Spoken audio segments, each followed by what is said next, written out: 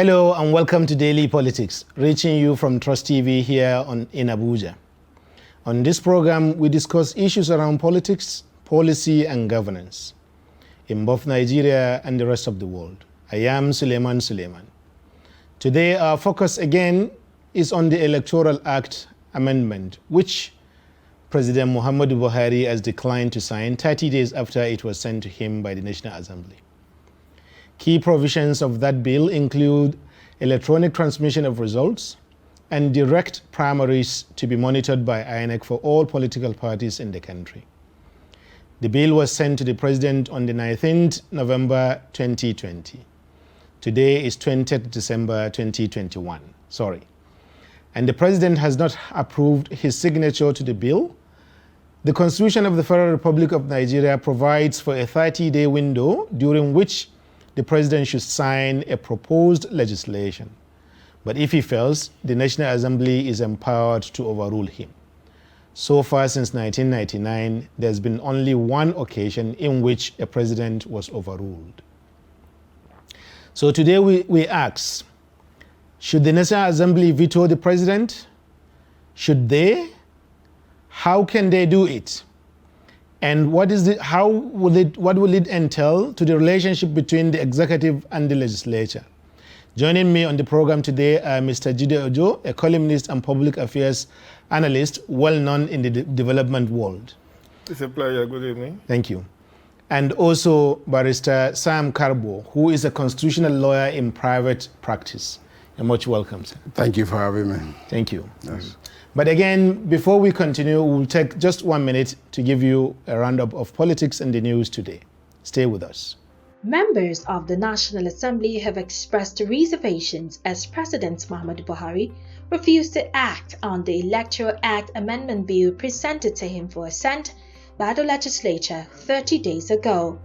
A 30-day window for President Buhari to assent to the bill elapsed on Sunday night. Some of the lawmakers, not the president, who just returned to the country from Istanbul, Turkey, where he attended the 3rd Turkey-Africa Partnership Summit. Ekiti State Commissioner for Infrastructure Bamidele Fakbarusi has resigned his position to pursue his 2022 governorship ambition.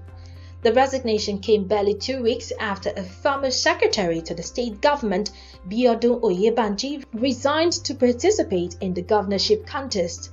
The state governor, Kayode Fayemi, had given political appointees in the state willing to contest the governorship election till December 18 to resign. In the resignation later addressed to Fayemi dated December 17 and made available to newsmen in Ado-Ekiti on Sunday, Fakbarusi, a former member of the House of Representatives, listed his governorship ambition and the need for the All Progressives Congress to win the 2022 election as reasons for his resignation. The House of Representatives Committee on Public Accounts at the weekend tackled the Nigerian Immigration Service (NIS) over engagement of consultants to manage visa and passport-related matters at the nation's missions across the world. Consequently, the committee, being chaired by Dr. Busayo Oluwole Oke, summoned the Minister of Interior, the Permanent Secretary of the Ministry, the Acting Controller General of Immigration to appear before it on Wednesday to address the issue. The committee issued the summon on the affected individuals when the Acting Controller General of the Service, Idris Jare, represented by an Assistant Controller General, Budget Olubusola Fashaki, appeared before the committee due over a query from the Office of the Auditor General of the Federation against the NIS. The chairman of the committee lamented the ugly incident was costing the country a lot of money and should be stopped immediately since there were personnel adequately trained for the same purpose. Welcome back. This is Daily Politics on TrustTV. If you are just joining us, you can follow us on all our social media platforms, on Instagram, on Facebook, and YouTube especially. So we go on to the discussion now about the implications of the president's refusal to amend his almighty signature to the electoral bill. So I usually start with my right. So I'm starting again and then end with my left. So I think it's your right. Yeah, that's all. So, as a constitutional lawyer, sir, Yes, please. we have this situation where the 30 days window provided in the Constitution has passed. What does it mean constitutionally and legally? Does it mean the law is out of the window or is back in the dustbin, or what does it mean? It can be. Okay. It can be off the window. Okay. Definitely, the bill itself will go back to the National Assembly, and if they can get the required majority, the numbers, they can override his veto and pass it into law. Okay. Beyond the law, let's look at, you asked the question while you were making, what does this, more or less say, what does it portend for the polity itself? Let us see what the law contemplated. The law contemplated what in your secondary school you're told about checks and balances. And the essence is to ensure that no one arm of government can on its own overthrow or override the other two combined. And they also did not believe that government should act in silos, in the sense that one is so independent of the other that he can live on an island of his own. So that interlinkages, so that there is that synergy, both for purpose, focus, and in the running of the day-to-day affairs of the government. So the Constitution says, for the good governance of the country, the authority to make the laws is the National Assembly. Of course, the executive can also initiate lawmaking, but the principal authority for lawmaking is the National Assembly. And the National Assembly has that spread across the country to carry the sentiments and aspiration of the people. If they've gone into the pains they've taken, into the troubles they've gone through with all their legislative public hearings and all of that, they come up with a document.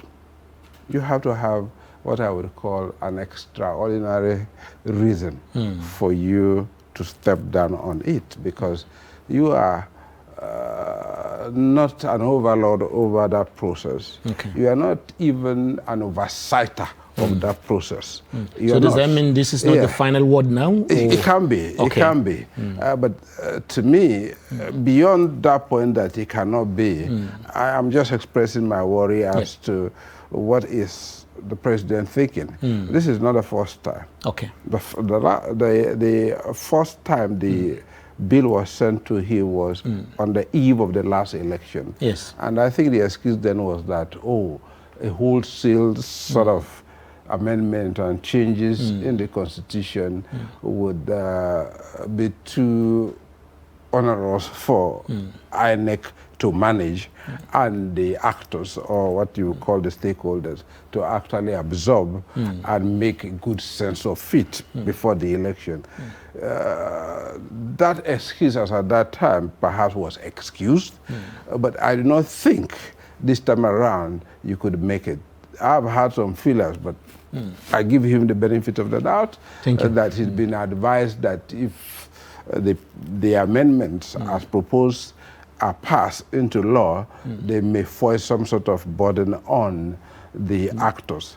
To me, that is not tenable. We'll be taking a look into that very shortly and digging even deeper into it. Thank you. So thank you.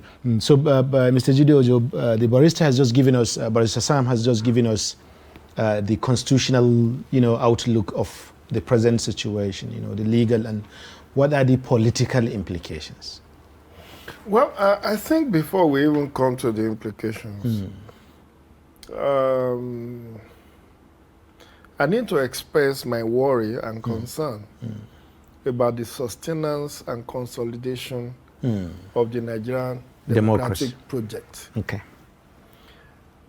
Where you have the president routinely withholding assent on critical bills, Recently, the National Assembly came out. There was a news report, I don't know whether by Daily Trust or any of the national newspapers, talking about the quantum of bills that the president withheld has sent over. It's almost like 3/4 of the bills that he has received. For which he has declined assent. And that is money down the drain. It seems either the National Assembly is not what the name is called, or that there is a mischief somewhere within the presidency. Because these people, I mean, but the president and the parties, the National Assembly leaders, yes, are in the same party. So how can we have 3/4 of bills, but not accent? Does that mean there is the backroom process of legislation is not? That is my worry. Okay. If they belong to different parties, assuming like in US, sometimes yes, the Republican controlling the presidency, the Democrats controlling the Congress. As it happened before the exit of Donald Trump. Yes. You will say, oh, because they belong. But here you have the same party controlling the executive and the legislative arm, and yet 3/4 of the bill, quote me on this, 3/4 of the bill sent to the president, he declines assent on them. That's wasteful expenditure. Yes. Because a lot of money goes into bill making. Some of the bills takes as many as 10, 15, 20 years for them to, I mean, the bill on the National Disability Law took 18 years before it was eventually assented to. The petroleum industry bill took over 20 years before it was eventually assented to. But let's put that aside. This bill he withheld assent on. 3 weeks ago, people were telling me, Jide, he will not sign. I said no. I give him benefit of that he will sign. Because I feel that on what basis will he withhold assent?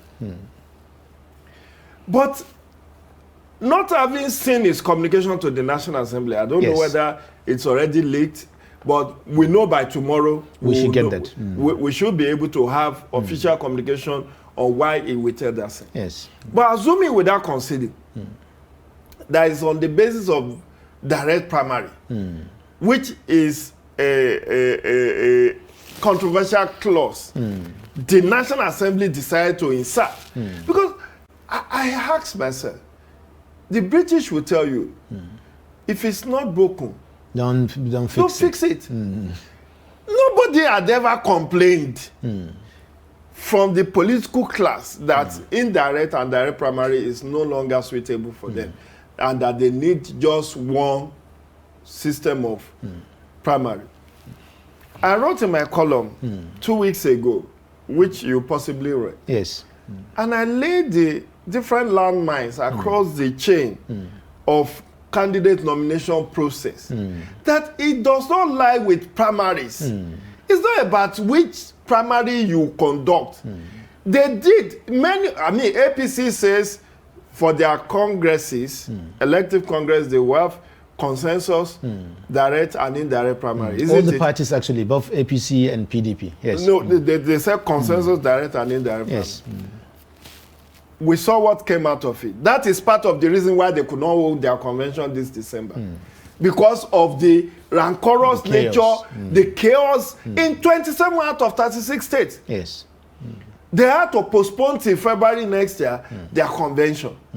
So, now, the issue is this. We will be better informed tomorrow when we read the communication. But even from the snippet that came out, they said the Attorney General and Minister of Justice wrote a legal opinion to the President saying that going by direct primary is going to be cause confusion.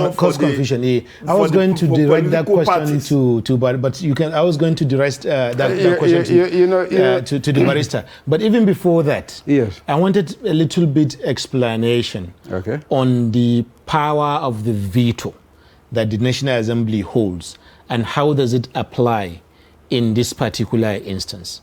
You know, because he said that 3/4, that's a huge, and I like the argument about the waste of resources, because it could cost, you know, in average, it will cost average, millions of naira to get one bill to any point where it lies before the president, because consultancies, and all of these things. But the National Assembly has that veto power. What are the limitations of that veto power, and how does it work, and how can it work in this particular instance? The limitation is one, that is getting the numbers across board. Okay. Beyond that, there is no limitation. Okay. And I would want us to focus on the fears that he has highlighted. Okay. Of course, money shouldn't be an issue in the deepening democracy, no matter the cost. But like he said, the business or legislative business is money. For every day the National Assembly sits, money is burning. Yes. And you know how much is budgeted annually for that arm of government. Yes. And what are those money meant for? It's not for their own private purposes, but for the business of the day, which is what? Official legislative business. Yes. So if the product of that business is always going to the dustbin, then the entire process itself is wasted. It's questionable, yes. You understand? And it has a direct impact So how on can they the discipline the polity president? itself. Is there a way and that is where I have my worry. Yes. They have so much power, Okay. much more power than the presidency, Okay. if they are not greedy. If they don't focus, is not on what they can get from the president, they can discipline the president. Interesting. Definitely. You understand? They've been so indulgent. And I would also think that it's a disservice, is more or less, I wouldn't want to use the word, but the word that keeps sneaking into my mind, it's like the presidency is not reciprocating their goodwill.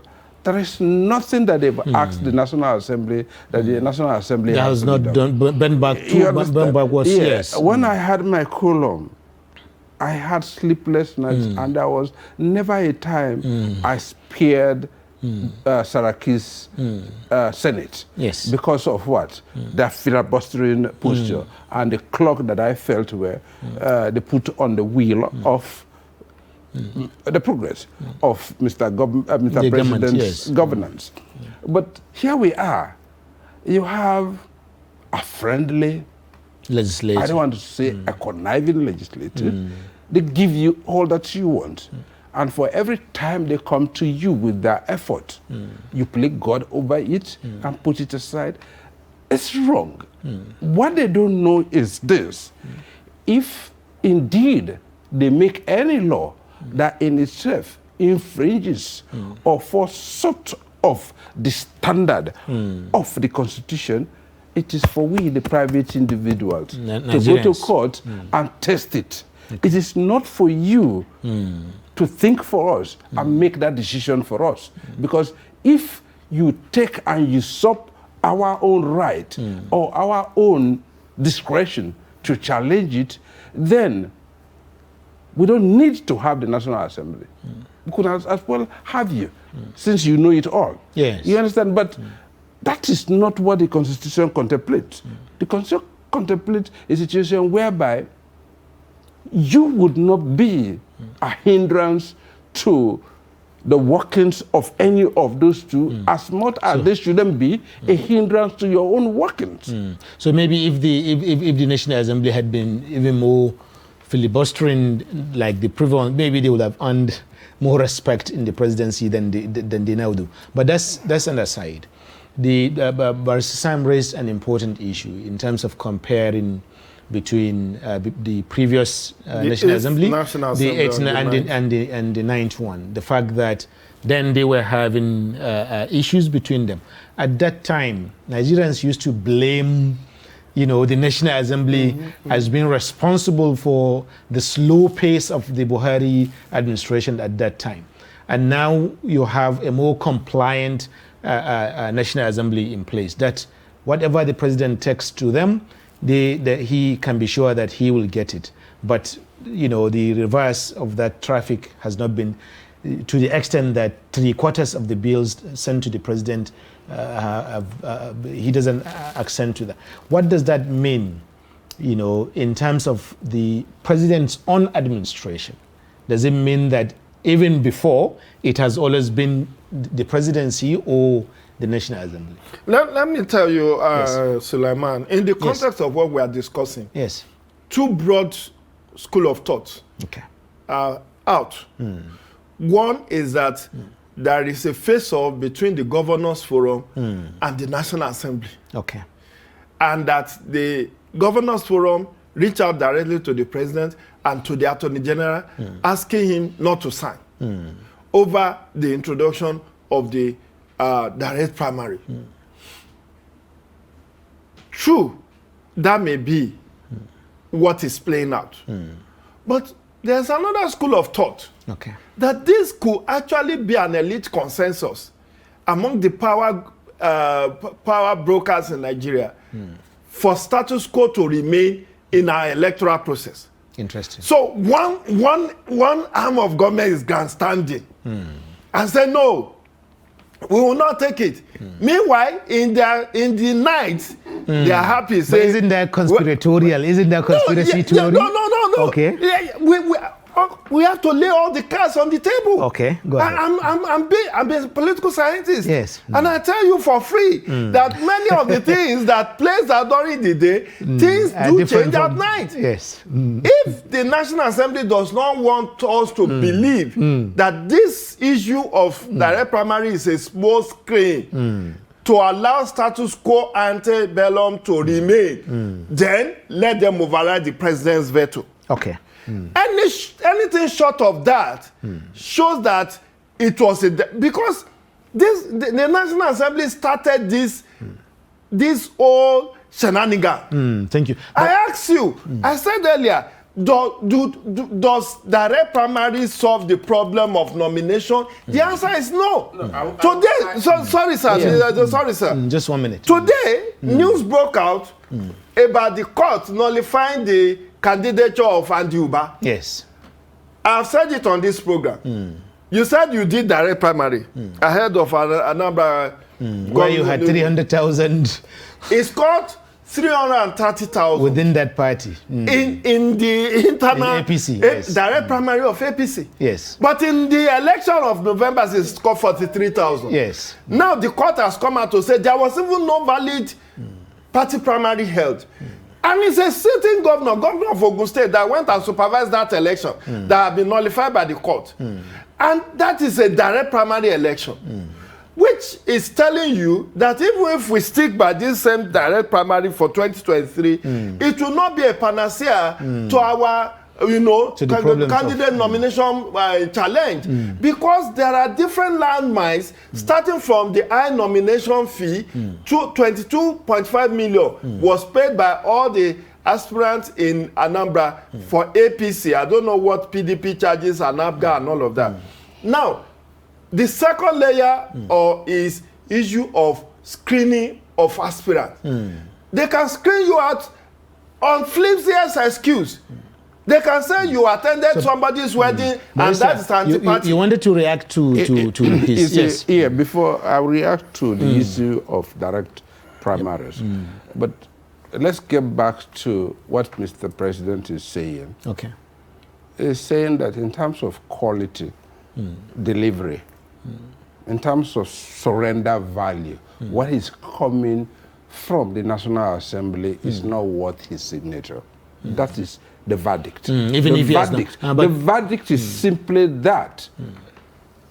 The standard from his own perspective, the standard coming from the National Assembly. Maybe it's because of the nature of the bill itself. Because you see, the bill has several provisions, and only one signature is required. So maybe the president is happy with provision A, but not with President B. It is not for him to pick and choose. That's the point I'm saying. Okay. It is not for him to pick and choose.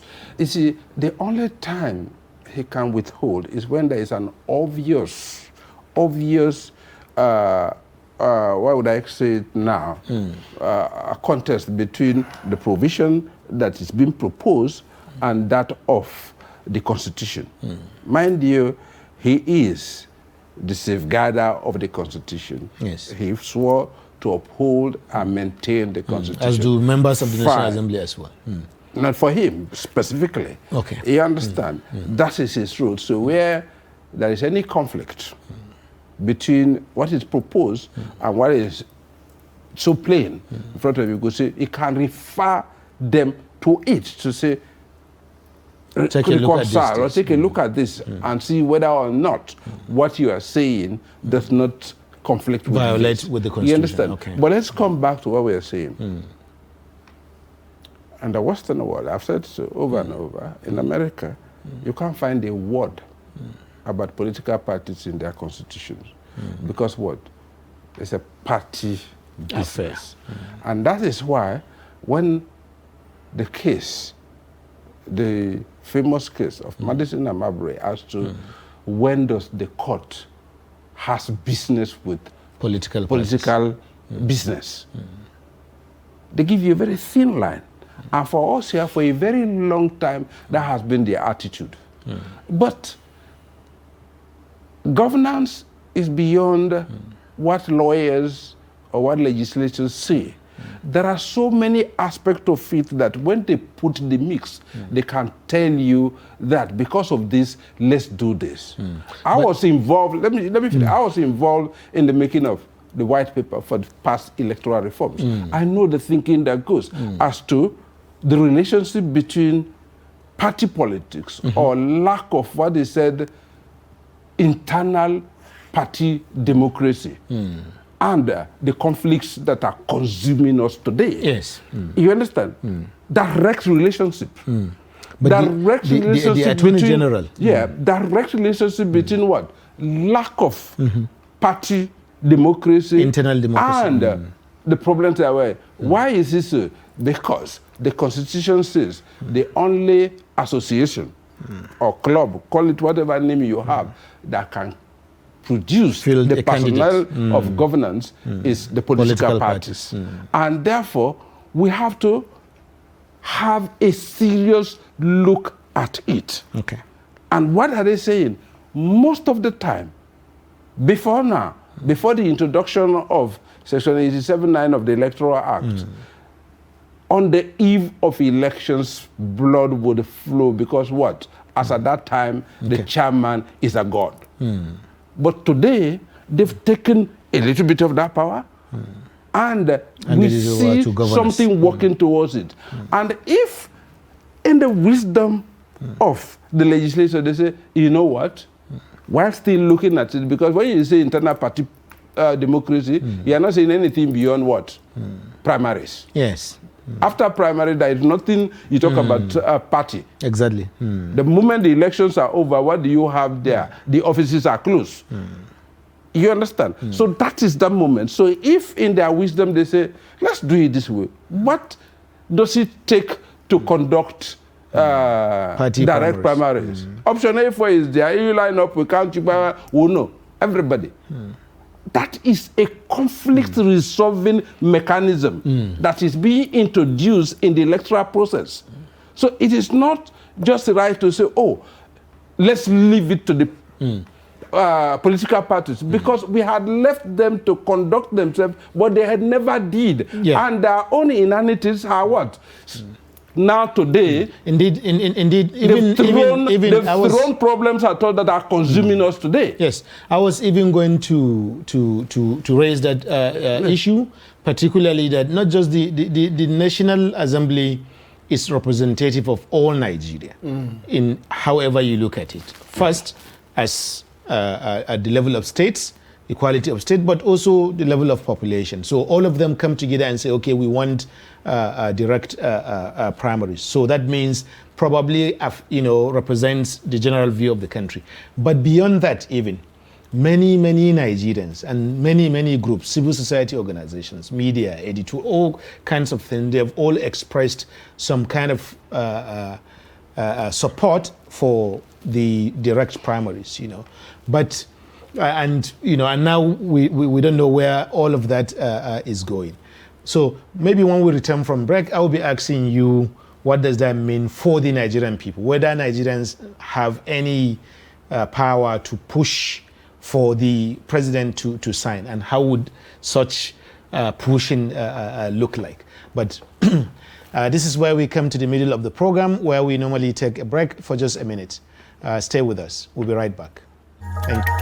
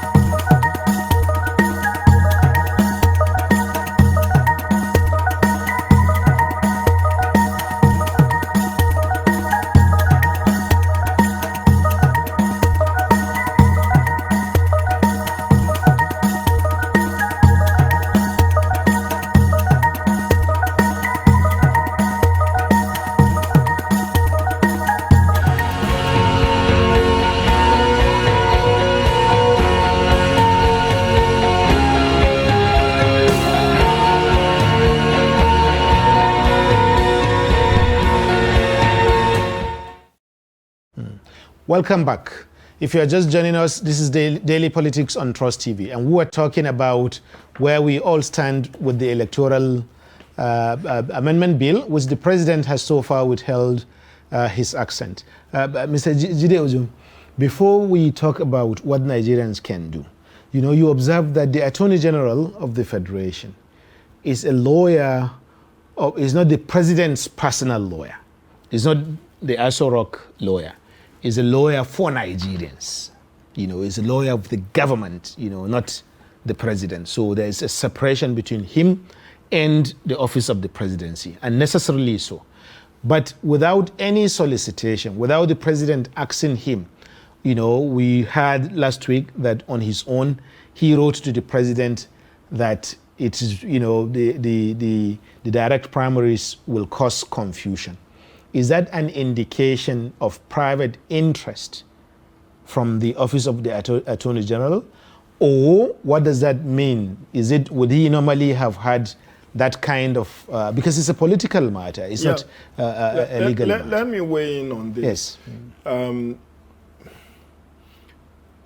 Abubakar Malami saying is rumored to have governorship aspiration in Kebbi. Okay. But he holds a very sensitive position in government.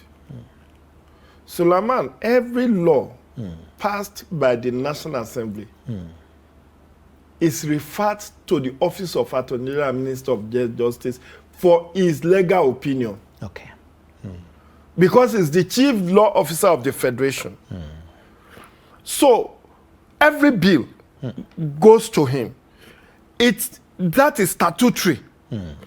Then the same bill will be minuted to all the agencies, departments, and ministries that will be affected by the implementation of that bill for their legal opinion. That's what that 30 days is for. Okay. So it's not like debunking the institution that it was an unsolicited correspondence to the president. No. The president must have minuted to him. Okay. But you recall that the Governors Forum openly said that the president should not sign, and they also communicated to the Attorney General and Minister of Justice to give contrary legal opinion to the president about the need to sign that bill. Now, this is a triumph of the Governors Forum over the National Assembly. Okay. But let me say this. Issue of direct primary, I'm still saying this as a student of politics. This could actually be elite consensus to allow status quo ante to remain. Yes. I am saying this because, you know, ab initio, yes.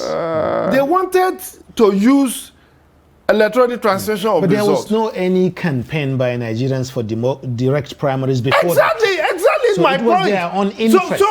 They came up with this and I'm on their telling own. you that even among the members of National Assembly, if you take a consensus, if you take a census, many of them may not be in support of this direct primary. let me tell you But for the bill to have passed, they would have... No. There would have been... The bills to have passed, yes. you know the process. Okay. The A's have it, the nays have it. Even in the course of this passage, go back and play the tape of when the House of Reps passed this bill. Yes. It was the Deputy Speaker to Gbajabi Amila that sat on that day. It was obvious that the nays were higher than the A's. But he says the nays have it. So they took a voice. So the voice vote can be manipulated. But let's tarry a while. Okay. What I saw and what is implied, the National Assembly, particularly the Senate, has become the retirement home of former governors. But there are just 15 of them. Also. About 27. 27? There are 15 now. Okay, yes. maybe now. Yes. So, but if you look at the class of 2015 that are serving out their tenure among the governors, they are over 25.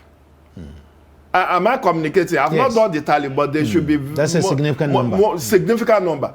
Now, these governors, even those who have previously been in Senate before becoming governor, wants to come back to the Senate. To the Senate. Okay. Those who are in the Senate don't want to leave. Okay. Look at Kano. So the whole bill is a private interest between governors and senators or legislatures. Yes, because now the governors currently who are serving out their tenure in 2023, what they have done with the congresses, they've just cornered the entire process. They have cornered the entire process, planted their loyalists from ward down to the state executive. And you know, Suleiman, a ward chairman has capacity to remove a national chairman of the party now. As has happened with Adams Oshomole and even Prince Uche Secondus in PDP. Yes. And the court Once he expels you from the ward, you are out. So now I was getting somewhere when I said that this issue of primaries, the rationale, and this was in the public domain, where the Adamu Alero, the former governor of Kebbi State, said, look, the governors have already planted their loyalists in all the executive positions, from ward down to state executive. And if they allowed indirect primary, many of them in National Assembly would never go back, because it is the governor whose loyalists he has planted.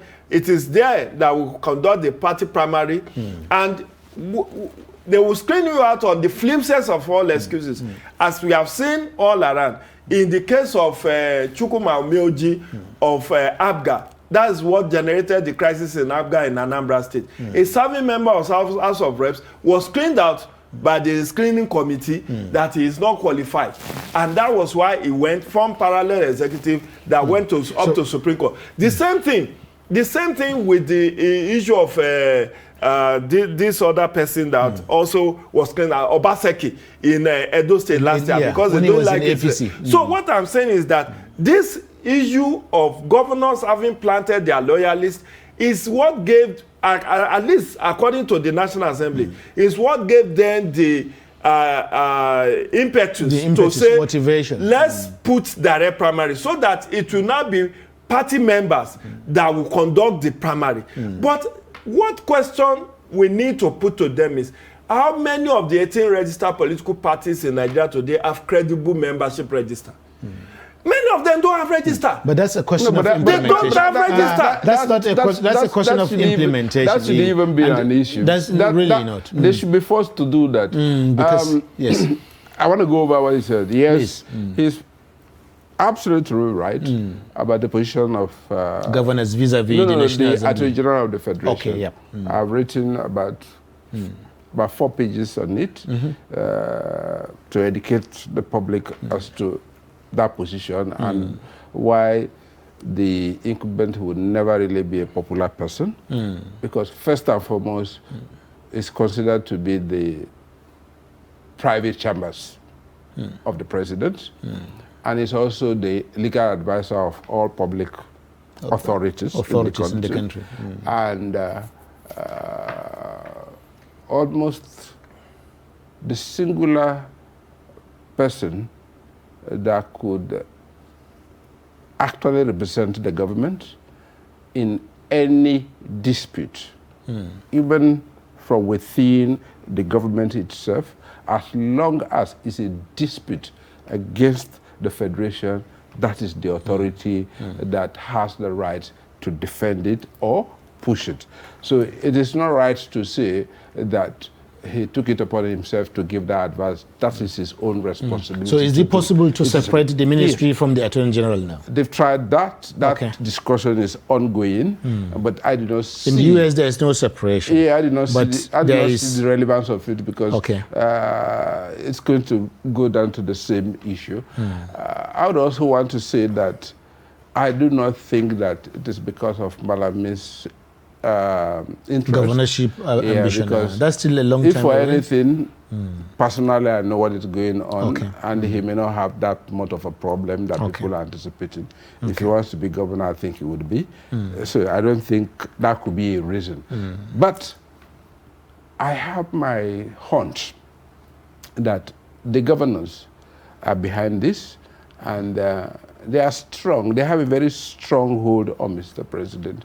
And the reason is because they have access to him. And in some other countries, in order to avoid such manipulation, whatever you say during official hours to Mr. President is recorded, so that tomorrow the public, after they've lifted up the, what do you call it again? Classifieds. They will know what you've told the president. These are the problem, and that comes to the point that I've been saying. If we have, and I'm repeating this with all sense of responsibility, if the governors can and are as just about, say, a quarter as efficient, productive, and business-minded as the presidency is, we wouldn't be having this problem. The problem we have today in Nigerian democracy so is the governors. The governors go there, they appropriate their states. They become the state.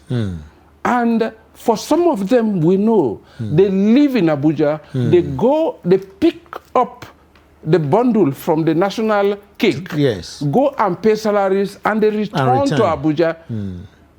They only go and spend about a week. And when they go, the town is busy because what? That is the time they come and distribute the sweets. The moment they leave, the entire town or state is dormant. Until and they that is what again. you have. So if we now have an opportunity whereby somebody would give them a run for their own rush to the National Assembly, so be it. Because I have said so here, and let me repeat it again, take a look at any of the states where you have crisis and see whether that crisis is not rooted to a political problems. Most of these crises are proxy wars that are what? Emanated from this party politics. Now they say, go and do congresses. What did you do? You appropriated the space for yourself, put in people there. What do you want the people who you are shutting out of the system to do? They're certainly going to fight back. And that is why we have much of this crisis.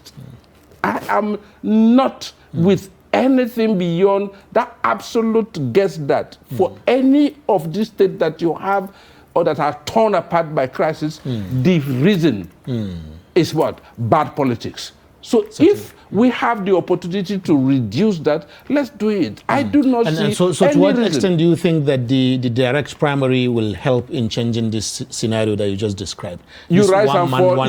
You rise and fall with your popularity. Because it matters. It's about legitimacy. If you have the popular vote, you have legitimacy. It is not when you handpick people, you give them money, and become what? The candidate, and tomorrow they force that candidate on the system. Because, mind you, there are states whereby all you need to win is for you to have the candidacy. And that could even be the reason why you see the gap between the numbers you have at the primary and those that you have on the election. Because what? You put all your energy during the primary because that's all you need. Yes. Because once you win, you know who would win. Yes. Who will win. So thank you. So to wrap it up, because we have just a few minutes to go now, but this is where we come to the crux of the matter. The fact that, like he said, that the governors have an influence, and you said earlier too, on the president. You know, they convinced him to withhold accent, you know, the Attorney General and so on. But the president we're talking about here is in his second and final term. Most presidents or most landmark legislations by presidents, you know, in most federal or presidential democracies come during their final term, when they are not beholden to any party or any interest, when what matters most to them is their own legacy that they left behind. That's when you woo tomorrow. You know, and the direct primary bill was, you know, at least promoted as a legacy-defining bill for the president, you know, regardless of whether or not it will work out that way. At least it has not been tried in the way in which the indirect primaries have been tried, or in the way in which envisioned by the... So why would you have a president that should be feeling, I don't owe anybody anything, I belong to nobody, and I belong to everybody, still being, you know, or allowing themselves to be influenced by governors whose interests have been shown to be rather sectional? Well, this is unveiling the president. 1 minute. Unveiling the president in the sense that we now know where he stands in the democratic project of Nigeria. That is not a reformer. Okay. He is just whom he is. He is a partisan, is a president of the party. He wants to please the party rather than pleasing the generality of Nigerians. There is nobody that can convince me to the contrary, that the president meant well for the Nigerian populace by not signing this bill. I have said, and the civil society of Nigerian landscape has appealed to him. Even if you have reservation, no matter the reservation you have, sign this bill, then sponsor an amendment to the same bill, the same way you did with PIB. Yes. You can, in January, if you sign now, in January you can introduce an amendment to say XYZ. Even have a caucus meeting with the leadership of the National Assembly. I signed this bill because I want to create a win-win situation. But please, we need you to amend this clause on party primaries. And you give them 1 month time frame, it can be done. But what he has done now is to throw the baby with the bathwater. Yes. All the legacy sunshine provisions of the 2021 electoral amendment has been thrown out of the window. We do not, and I do not foresee National Assembly overriding the president's veto because they are practically a rubber stamp institution. So I think this is where it's quite unfortunate. I think we can end on this note. Our guests are saying to the president, sign the bill, and if necessary, you can send amendments to the bill as you did in the case of the Petroleum Industry Act. And on that note, we end the program today. Thank you for staying with us. And thank you, my guest, Barrister Sam Kabo, and Mr. Jide Ojo for coming on the show today. We hope that you join us tomorrow again when we bring you another edition of Daily Politics. I am Suleiman. Enjoy the rest of your day. Thank you.